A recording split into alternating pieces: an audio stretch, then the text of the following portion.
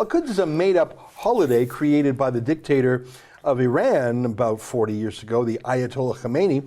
It's basically an officially anti-Semitic, anti-Western holiday, so of course there's lots of enthusiasts for it.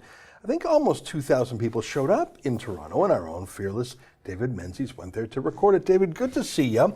I have heard different reports, but it sounds like there were a lot of people there. Do you know what? Actually, Ezra, I think, judging by last year, I think it was half the amount of Al-Quds people. Yeah, I really do. I mean, maybe that was a logistical matter in that they could not assemble at Queen's Park as they have done in previous years. But I saw it noticeably smaller than what I saw last year. And I think that's a good thing. Yeah, that is a good thing. Now, of course, Mayor John Tory, the weakest, wobbliest mayor in Canada, and that's, I mean, it's a very low bar. He said, well, we're not going to have this anti-Semitic group with these hate messages without a permit.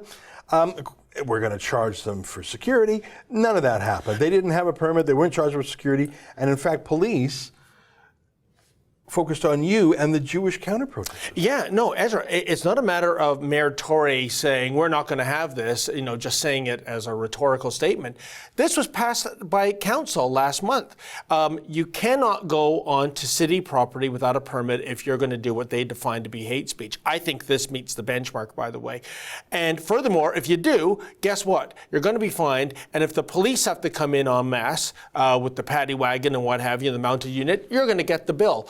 Well, nobody was fined. I will be shocked. I will be gobsmacked if anybody receives a bill. And we're talking tens of thousands, if not six figures in police costs for sure.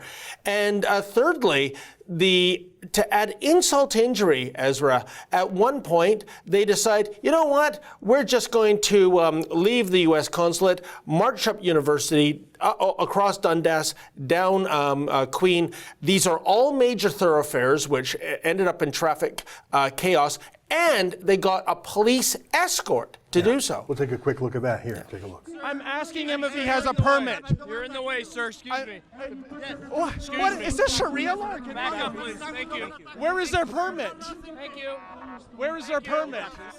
What are you doing, bashing me with your bicycle? Are you kidding me? What are you guys doing? How come they? This is amazing. They don't have a permit, and you're escorting them. This is against the law, sir. How do I make a citizen's arrest? That is amazing.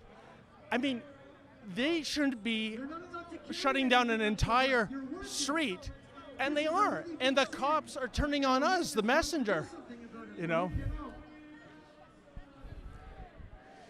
Well, I guess this is a very sad day in Toronto's history. They're completely being aided and abetted by the police. Now, David, I got to tell you, I don't like the idea of politicians banning peaceful political rallies, even for odious points of view like these guys have. The left would probably call my point of view odious. Yeah. But I know for a fact that some of the crazy anti-Semitism here, if it were being done by white supremacist alt-right, which is the media is obsessed with, there's a handful of white supremacists in the entire country, most of whom are just undercover cops with honey traps for these folks. Yes. It's not a real thing. You saw the real thing there. That's an excerpt from the Ezra Levant show. Every day I do a video monologue and then I interview an interesting guest, and then I end by reading my hate mail. But you've got to subscribe to it, which you can do at therebel.media/shows.